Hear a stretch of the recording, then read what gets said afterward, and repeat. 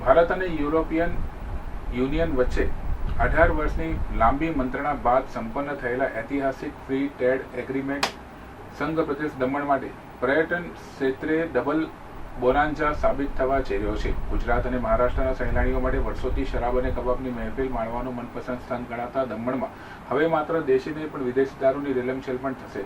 આ ડીલથી દમણને સીધો ડબલ ફાયદો મળશે, કારણ કે અહીં પહેલાથી જ લોકલ એક્સાઇઝ ડ્યુટી નહિવત હોવાથી દારૂ સસ્તો છે અને હવે તેમાં યુરોપથી આવતા દારૂ પરની 150% જેટલી તોતિંગ સેન્ટ્રલ કસ્ટમ ડ્યુટી ઘટીને વાઇન પર 20% અને સ્પિરિટ્સ પર 40% થઈ જશે. પરિણામે ફ્રાન્સ, ઇટલી અને સ્પેનની મોંઘી વાઇન અને શેમ્પિયન, જર્મની અને બેલ્જિયમના પ્રખ્યાત બિયર તેમજ આયર્લેન્ડની આઇરિશ વિસ્કી અને યુરોપિયન વોડકાના ભાવમાં જબરજસ્ત ઘટાડો થશે, જે દમણમાં પ્રીમિયમ ટુરિઝમને વેગ આપશે. જોકે સહેલાણીઓએ ખાસ નોંધવું પડશે કે આ ડીલ માત્ર યુરોપિયન યુનિયન પૂરતી સીમિત હોવાથી જોની વોકર, ચિવાસ રીગલ કે બ્લેક ડોગ જેવી યુકેની સ્કોચ વિસ્કીની સસ્તી થશે નહીં.